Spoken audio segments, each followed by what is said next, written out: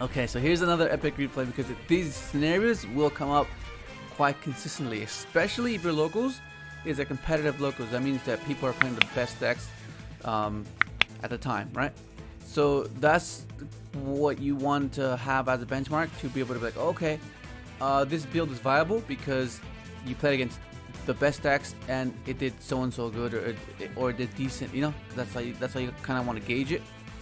But let me go ahead and show you this replay because it was pretty insane, dude. Like, look at this. Okay, so look at this. Thinking to myself, chain block, no Ash, Veiler, Imperm is the only way. And then this is where I get nibbed. He nibbed me. I'm like, wow, okay, fair enough. Then I go tactics. I think I returned desires because his hands was like hand trap heavy. Like that's basically what tri-brigade is. Like a bunch of hand traps, like one or two tri-brigade monsters, and he had Imperm called by and desires, I think, left in hand. So he opened up like hand trap heavy. And the game one was he opened a full combo and did and opened up IO, and I was like, okay, fair enough. I can't do anything with that. Like that's full combo IO. Like okay, fair enough. Like, fair enough. You know, what can you do? So then right here I forget that I have no more junks in deck. So I go tuning and I search for this guy. And I'm like, oh my god, it's so bad. So then I go, good thing the overtake. Overtake just gets me back. And there's the Imperm. And then the game is simplified, right? Where like it's in this weird state where we're like top decking and that we haven't really accomplished anything. And he just desires, and I'm like, oh my god, this is where I lose. And he just sets and passes. I'm like, oh, okay, fair enough. And this is where I just, yeah. Okay, so this is the one that's like, okay, I'm going second. Let's see what we can do. I have one Veiler, but I feel like one Veiler is not sufficient enough to be able to influence his turn. I mean, it stopped the cat. But like he still opened up like a heavy monster hand, so it went unfazed. It still did the full combo, the Apollousa. And then I'm like, I need to draw something off desires here. It was droplets, something, you know.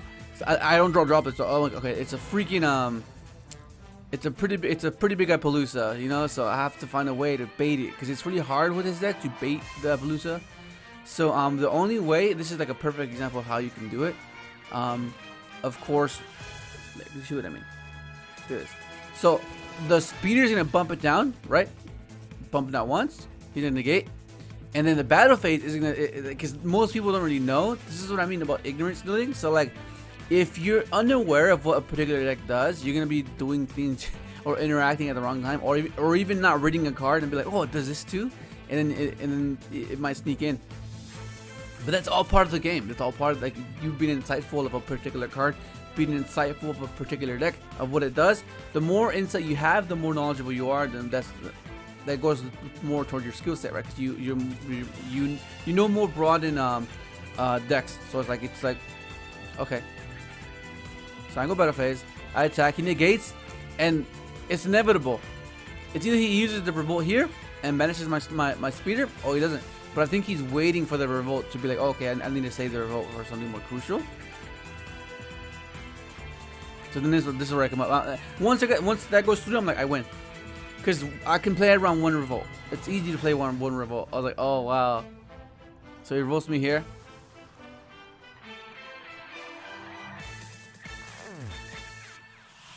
Benches the tuner. Luckily for me, I have not normal summon, which is amazing. Which is the overtake is insane. Overtake. I don't know. You guys, some of you are saying they're gonna cut it, or you're just playing less than one of it. No way. This is just overtakes is amazing, dude. Rip the card in his hand. I'm trying to clear his board here, because I have droplets anyways. So like no matter what he top decks, it doesn't matter. You know, he has normal. It's fine. I'll just droplets it away. And then he draws this. I'm like, oh my god, are you kidding me? This was the worst case scenario.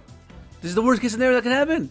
And he ended up having, I was like, oh my god, I was like, I felt it slipping away. I was like, no. And then he's like, he doesn't have a Zeus play. So, but luckily, I have the second droplet in hand, which is gonna be huge.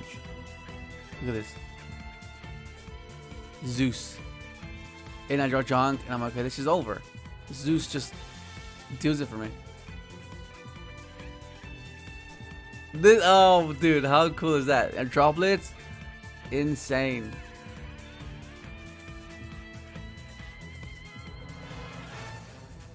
Fact. Tack. It's not game though. But but then I finish off. I draw Reborn Overtake. I was like, oh, this helps. This does it. And then I have freaking Tactic as well. I just ripped the last card in his hand. Oh my god. And there's no way. It's over. No way.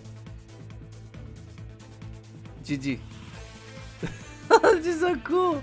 Okay, so I know you guys want to know every minimal change that I make to the deck, because even if it's like 1 card, 2 card, it makes a drastic difference. So I'm gonna try to run through it fast because it's it's basically gonna be the same core, right? Okay, so triple Escator, Dawn Walker, just amazing for what it does. Discard a card, and then make a Chaos Ruler, which is insane. Then of course you have your triple Stardust Synchron. I would not play this less than 3. No way. Same thing with Junk Synchron. 3 just comes up so many times. Like sometimes like the Axel manipulation, making it a level 1, making it level 2, it just comes up way too often. I have a Caligo Crocro. This card's amazing. It lets you play past a Veiler Imperm, assuming they prematurely imperm you or Veiler you. Like they'll go, you'll go Junk Summon, try to revive something like this or this, and then they go Veiler Imperm. Okay, it's fine, special, you know. And then which is it happens quite a lot. You have your 1-ofs, right? The 1-ofs are just necessary. Just gives you a Chaos Ruler play or an Omega play, which is insane. You just need this because sometimes you already have the Junk Synchron and you have this, and you don't want to search another Junk Synchron, so this gives you another way. And the good thing about this is that most of the time, a lot of people are going to be prompt to, they're going to want to Veiler or Imperm this, and it's really good for you because sometimes you already have access to Stardust Synchron in the graveyard. Like you'll do your Chaos Ruler play, right? And you mill this, and then you go summon, and then think, oh, he already summoned, I'm gonna Veiler this, you know? And then you go, okay, that's fine. Tribute the Chaos Ruler, revive this, trigger Doppel, like it's insane. Like it's just really cool. He just eats Veilers and Imperms. And then Fire Rant isn't necessary. Like I wish you didn't have to, but you just have to. Cyber Synchron, it's just like the one Synchron that hires the ceiling just enough to where it's not much of an issue, you know, like not playing Fleur like us or the other ones. Like, but yeah, this is just, it hires the ceiling just enough, which is really nice. And the level of manipulation is pretty cool. And then of course you're playing triple Gamma. If you saw the previous field, I was playing Ash as well, but I ended up cutting it. Gamma is because it promotes your play. Like a lot of the things that you initiate your turn with, it's like it's a Ash bait, or like Shifter's annoying fucking trees. Like it's just it lets you to have a high impact card. Like you go Connector, the Ash, you activate this, you basically win the game. And then of course you have Veiler. It's a level 1, it's a light. You can revive it off of Junk Synchron, then trigger Doppel, like the classic play. But yeah, revealing it off of Chaos Ruler is not bad at all. Of course, you have your Synchro Overtake. This card's amazing. Like just, oh dude, this card is perfect, man. It's perfect. It's just perfect. Especially with what I'll talk about what the other card I'm talking about. Okay, so and then of course Talents, just amazing cards. Especially with the new reprint, it's ultra rare. If you check the link in the description, you can go to Nakijo, and they're having they're pretty cheap. They're like a 45 AUD, so that brings them down to like 30, low 30s, so like 32, 30, 33, 33 USD, and it's still fairly cheap to compare to the rest of the market, which is really nice. Desires. Yeah, but going back to this, like since you have a lot of bait, like they want to Ash the Converter, they want to Ash this, they want to Ash tuning, like a lot of the times that's gonna happen, or they're gonna Veiler you, or stuff like that, or even if they're gonna Nibiru you, then you just freaking hit the last card, and then you do your Stardust Synchron play with this in hand, and that's huge. It's just insane, like it's just crazy, it's just insane. And this is the new edition. Okay, so if you guys remember when I first made the builds, I was toying around with this, and then the combo included this and Power Tool. We're not playing Power Tool Dragon, but we're playing this because I kind of overlooked this card. I was viewing it in a different way, but the more I played the deck, the more I understood it, and the more you make sense of it, you know. And these niche scenarios come up, and then you can kind of like just basically comprehend the deck a little bit better. And once you get to that point, you revisit old theories and old strategies, which is what happened with this one. Because like basically what this is, what this does, it allows you to trigger your doppel alongside of overtake and sort of synchron, and that's huge. And the other, it's basically like another Khalil Karakro, which is insane. Like what happens most of the time is like you'll go junk summon, right? You'll go junk summon, try to revive a doppel or a converter, and they're gonna prevent that because otherwise you're gonna get tokens and it puts them in an awkward scenario. So then you go, okay, it's fine, living fossil, reborn to level 2, make a speeder, okay, it's fine. And then another way is that if you do this, like if you go like this, right? You special because sometimes this does happen, special, and then you make your speeder, right? And then they imprint Revealer or Ash's speeder, and then okay, that's fine. You just you do this, reborn this, make your cash ruler, and then that gives you a secondary chance to fulfill your combo, which ideally is milling, hitting this and this off of the combo, and the moment you hit this off cash ruler, you ensure your play continues, which is insane. And that's what this basically does. This is basically what it does. And if it doesn't fulfill that purpose, then it just becomes an extender. It becomes something that you can use later on in the turn. And the good thing about this is that if you give Reborn Herald with this, reviving Herald with this is insane. Because sometimes you want to synchro with a Herald, because you need the non-tuner, and then this basically gives another sequence that you can finish off of. Like you can reborn a Herald, and the ruling with this is that as long as it's equipped, it gets effects negated. But the moment you tribute to Herald as cost, it wears off, so it's no longer equipped. So then you can still negate with Herald, which is pretty neat. Like that's just really cool. So like seeing the living fossil in that regard is why it's good now. Like it's insane. And no, don't play power tool.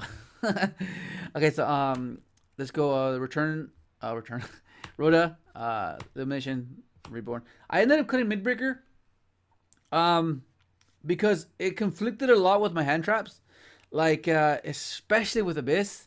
Like I would open it and I would have like 2-3 Veilers in hand, and with Abyss I'm like, I can't destroy your cards, I can't bait them, like it's so annoying. So I ended up cutting it. But like I think if you play in the other build where you play the droplets build, you can play it because you could just go droplets, send the midbreaker, and you can have your Vaders live again. But yeah, that's basically the build. The extra deck hasn't changed. Like I'll run through it really fast. Okay, so yeah, you have your tokens. Once again, if you want to get any of these made, they're custom. The link is in the description, and use my promo code to get 10% off, which is cool. You can literally get any field center, any token. If you want these, especially, these are so useful. Okay, so you have this, right? Satellite Warrior, it's amazing. Abyss, Chaos Rulers, Crystal Wing, Omega, Dawn Dragster, Stardust Charge, Librarian, Junk Warrior, Junk Speeder, Excel, Christian Quandax, Herald, Metal Marcher, and Celestial Double Star Shaman.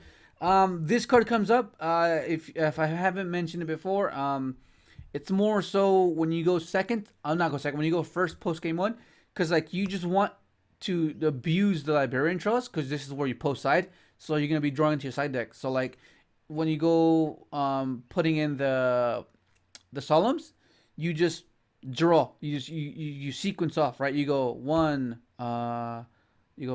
2, 3, 4, 5. And then like you're gonna be drawing so many cards off of that, like it's just insane. So that's what Connex is there, and the fact that you can do this play like the Starlight Warrior, it's insane. The side deck, not much has changed. Only the droplets. I just put the droplets in the side. Okay, so this is when you go in second, right? Put in this, put in second, then second as well. And then when you go first, when you know you're going first, you just put this in. It's very basic, very standard, very blanket, like just broad. It's a broad side deck. If you're going against combo backward decks, this backward decks. You're going first, anything. You resolve your combo, you draw into this, you're not losing. There's no way you're losing it. And basically that's me. Oh, tune in on Farfa's stream. I'm not sure what we're gonna be playing, or I'm just gonna be coaching him. It's gonna be so cool because I remember he was saying like, oh yeah, it's bad, the dick's bad, but I think with a bit of my guidance, I can show him the way. But yeah, I'm looking forward to that. It's gonna be super fun. And but yeah, go check out his stream, and then we're gonna teach you some synchros, I think. But it's gonna be, hopefully enjoy the video. Like, subscribe if you haven't, and thanks for watching. And then we're gonna go bed, and then we're gonna wake up, and then at wake up at 9 a.m. and then at 10 a.m. we've got synchros with 037 Wolf. He's the synchro man. We'll probably have a duel. We'll probably do some like a grind or something. You can do a little bit of coaching for me or something.